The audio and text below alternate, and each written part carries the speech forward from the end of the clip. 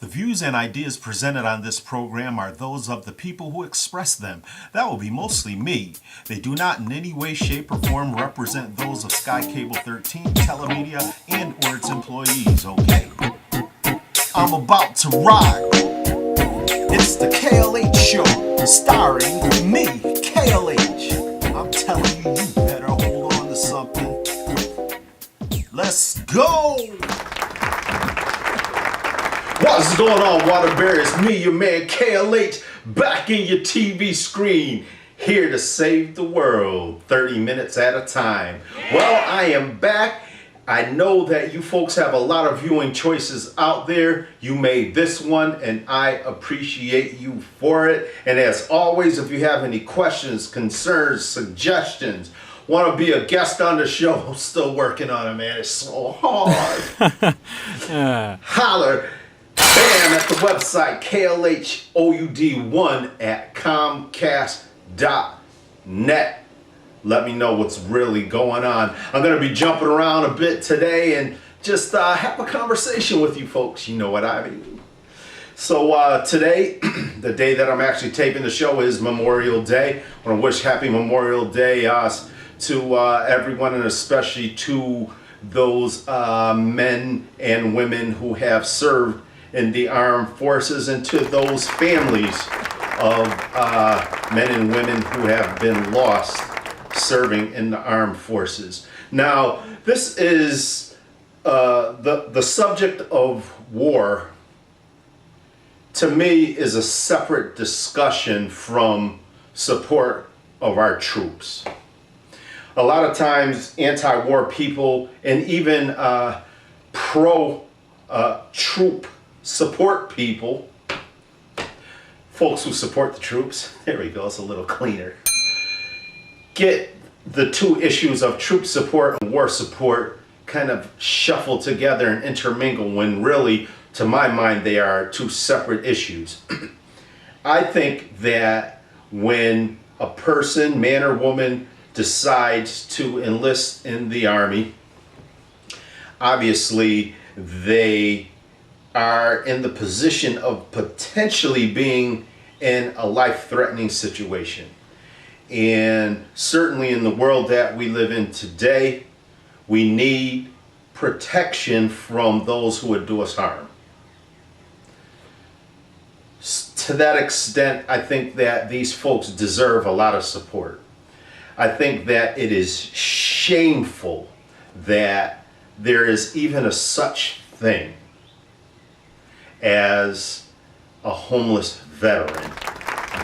I think that it is shameless that there are so many vets who can't get the benefits that they deserve, that they have to go through so much bureaucracy and so much nonsense. I think it is shameful that these men and women come over here with post-traumatic stress and dealing with all kinds of mental issues because of the service that they gave to our country. And it's something that should be fixed not yesterday, but the day before yesterday. And our First Lady, Michelle Obama, it's one of the things that she has a passion for, but still it seems like our government is dragging its feet when it comes to taking care of these really important issues. I don't understand why it takes so long, but it does. And that's something that really has to change, man. Now, I have a bit of an issue when I hear so often, it's Memorial Day, although I don't need an excuse, you know what it is. Yeah.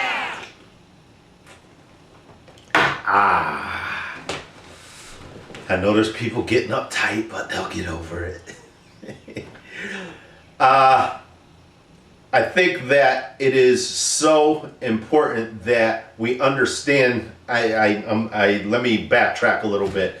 I was about to say that it concerns me when people who support our troops say they're over there defending our freedom. To which I would say that is almost entirely not true. And I still want to make sure that you get that I am not saying we should not support our troops. We should. But I think we need to be clear about what's really going on. And because there's so much at stake, there's so many lives at stake, I think that it's important that we understand what really is going on. They're not over in Afghanistan fighting for our freedom. Before they went to Afghanistan, we were free. Before they went to Iraq, we were free. We did not need to have our freedom fought for. Now, true, on 9/11, we were heartlessly attacked by some savages who took their ridiculous extremist viewpoints and took it out on innocent people. I fully support justice being dealt to the people responsible for that. And when we went to Iraq at that time, I think it was a righteous cause.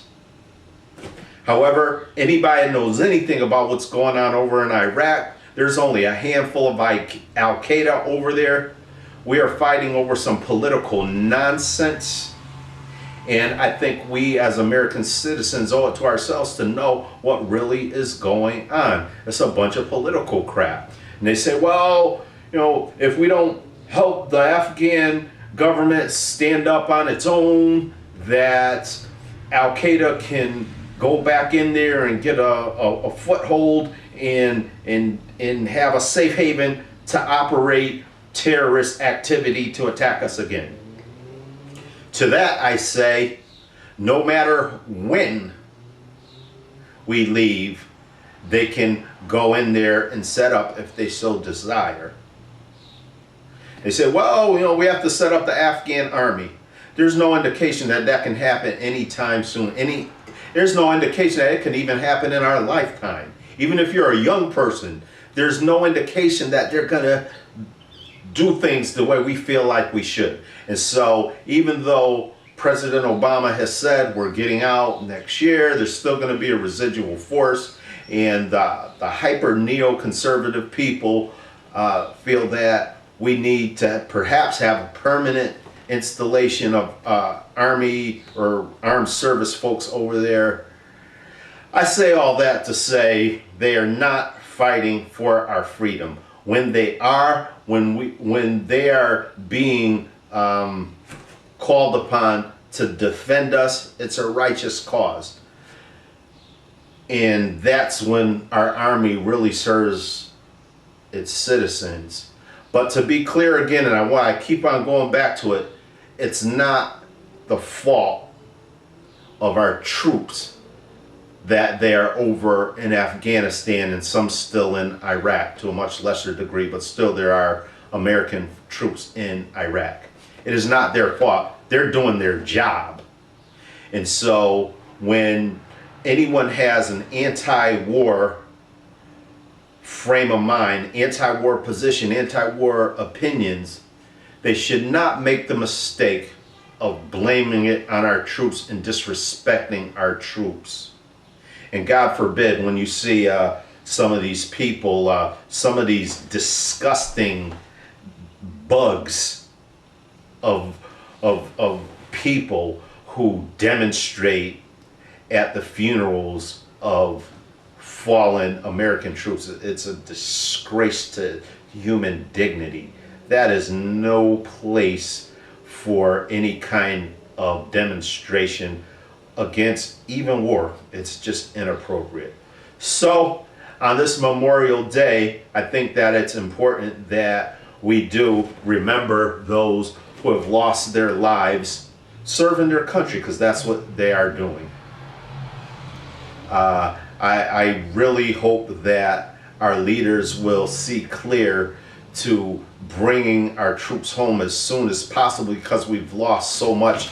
I have a couple of numbers here. In Iraq, since 9/11, we have lost 4,488 men and women. In Afghanistan, we have lost 1,965 men and women. It's 6,000 some odd folks that we have lost. And for what? The quality of my life is no different than it was before. They struck on 9/11, and again, that was a righteous cause. We're supposed to go over there and get in that ass, word up. But that was then. And if you ask me, it is not worth it for us to keep on sending our young folks over there to die for this political nonsense that's going on. I really hope that our president will have the guts to say it's just not worth it anymore and we need to get them over here. And if we find out that Al-Qaeda or whoever else is up to something, we can send a small force over there and whoop up on them and take care of that. But we don't need to have hundreds of thousands or even tens of thousands of people over in some other country. And the other thing is that makes other people more mad at us. Every time we're over in some other country killing their people over some other thing that really has nothing to do with us, we're making more and more people mad at us. We're making it easier for these terrorist groups to recruit new members. We really have to think about it, and we really have to speak to our elected officials, congressmen, senators, the president, and make sure they hear our voice. I'm not willing to keep on losing young men and women in these wars. If it's something we have to defend ourselves against, a clear and present danger, then of course we have to fight. But let it truly be a situation where we are fighting for our freedom and fighting to defend our way of life, and not over some political nonsense.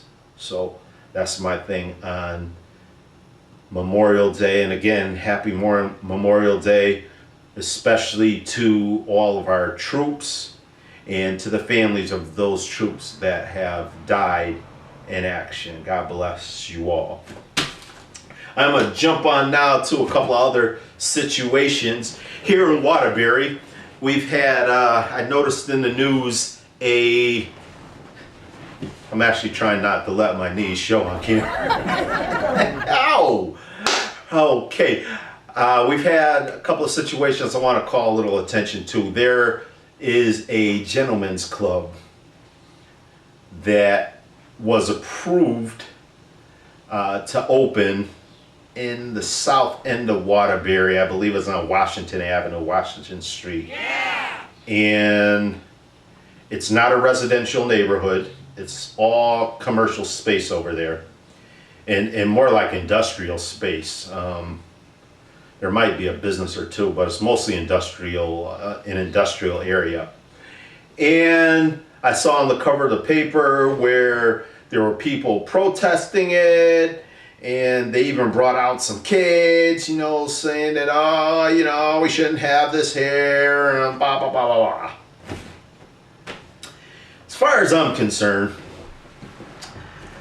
I think that adults have the right to do what the hell they want to do, as long as it ain't hurting nobody else.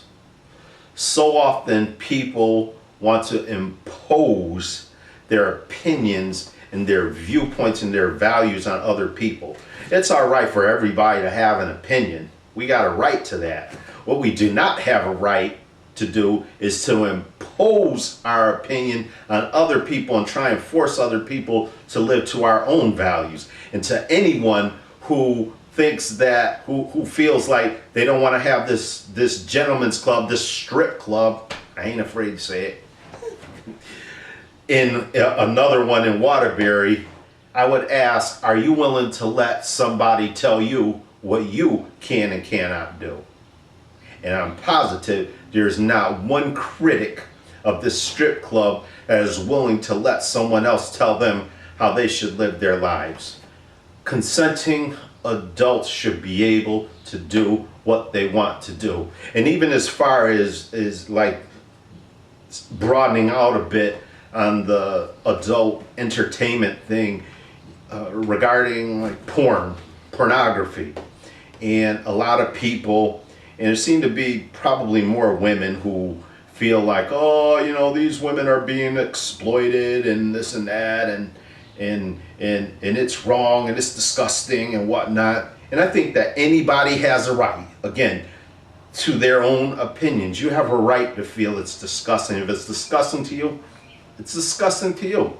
You don't have to watch it. To my knowledge, it's not being forced on anybody. You kind of have to seek it out to partake or enjoy or watch any pornography. You got to seek it out. If you're not interested in it, don't seek it out. And particularly a lot of religious people, I'm not going to say all religious people, but a lot of religious people want to impose their values and their viewpoint on others. A lot of, not all, but a lot of religious people feel like their way is the right way and it's the only way. If you don't believe in their way, then you are going to hell. I think there ain't no damn such thing. I know it's not good grammar. There ain't no damn such thing as hell or heaven. That's another show. I'll get into it another time. But at any rate, even if there was, it is wrong in my viewpoint for anyone to try and impose their values on anyone else.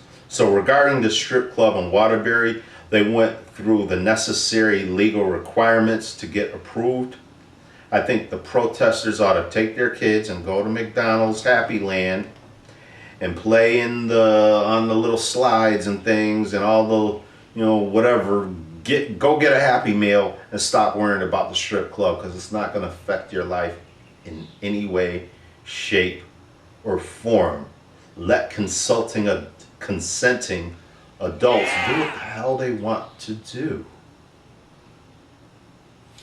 Now, I am no advocate for pornography or the adult industry, but I am an advocate for letting people do what they want to do. I am absolutely against trying to impose my opinion on anyone. I offer it obviously quite a bit, but I don't try to impose it on anyone. I don't feel like you should do it the way I want you to do it, or I think you should do it. And so many times, and again, going back to the religious thing, so many religious people feel like, well, it's not me imposing it on you, it's the Bible. Well, it is you. Because as far as I can tell, the Bible doesn't speak. People speak. And if a person wants to read the Bible and submit to those rules and regulations and values and whatnot, they have a right to do that. But what you don't have a right to do is to try and say that you should live according to this book and you should interpret it the way I interpret it. Because even with the Bible, God knows there's so many people, so many different ways the Bible has been interpreted, which is part of the problem with it. So, do you. How about that for a message? Do you. If it works for you, do that. I'm so sick of seeing people trying to evangelize and recruit people into their way of thinking. Do you. People who want something religious in their lives will seek it out. Everybody knows religion exists. If they want it, they'll go out and find it. You don't have to throw it in our faces. Now, I used to be one of those people. I used to be. But after I have removed myself from that world of religion, I feel like my mind is even more open. I'm open to whatever resonates with me. I most certainly believe in God. I'm a very spiritual person, but I think God made me to be a thinking man, an independent thinking man, for a reason, so that I can think independently. I don't have to have a guidebook, because I can think independently and I can figure out things that work for me. And all of us have a conscience. All of us know, without having to use the Bible, that it's wrong to steal. It's wrong to kill somebody. It's wrong to hurt somebody. It's wrong to go after something that somebody else has. It's wrong to overindulge in anything to the point of harming ourselves. We all know these things. We don't need the Bible for that. But that's my viewpoint. And I have a right to it. And anyone who believes in the Bible has a right to that belief as well. So, there it is. Strip Club in Waterbury, a new one. Let's get cracking.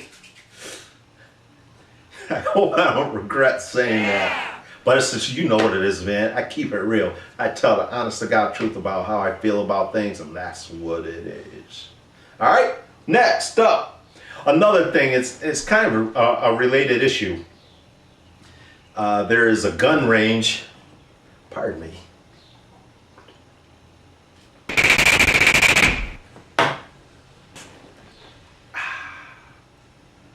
There is a gun range that they're trying to build somewhat near a school building. And I've seen it on Channel 8 News where there are all these people, parents, excuse me, who are outraged. Oh my God, they're going to build a gun range.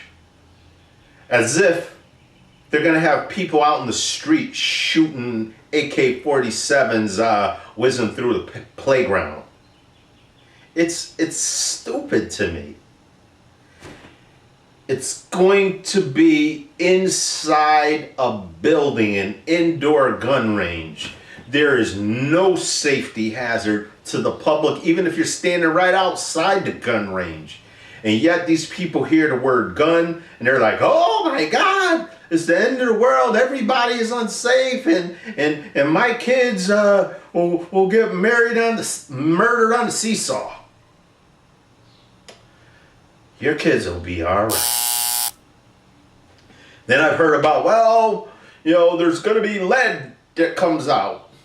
Well, the gun ranges have an air filtration system, which is probably a whole lot safer than the place that's cooking burgers next to it or whatever. People get so bent out of shape without thinking about whether the thing they're bent out of shape over is sensible. Use common sense. They put a gun range inside a building, you will be perfectly okay. So chill out, man.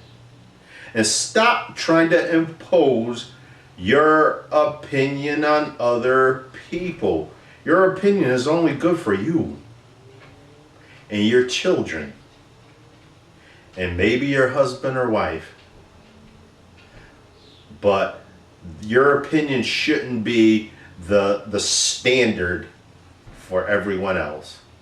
So if we could all fall back a little bit, relax, let people do what they want to do, everybody will really be a whole lot happier.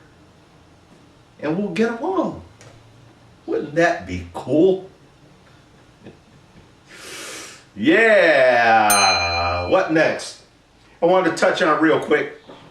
I've written about this before. I am sure I'll write about it again. But, you know, being that I've been home, I get caught up in watching some trashy TV from time to time. And so I was watching the Maury Show. Pretty much all Maury does is put people on blast as to whether or not they're the father of some kid. And it always fascinates me when a woman, and it's usually a fairly young woman, has to go on to the Maury Povich show to find out whether Joe or his brother is her baby daddy. And both of the guys think she's a bum, and or she thinks they're bums, and They think she's loose and all this stuff, and they're on the Maury show to figure it out, which is really pathetic. I think I watch it because I'm just so fascinated by how detached from reason people are. I would say to women, you need to check a guy's resume before you get pregnant. And they might say, well, we did, and he pulled the wool over our eyes. Well, if he was able to do that, you need to not have sex.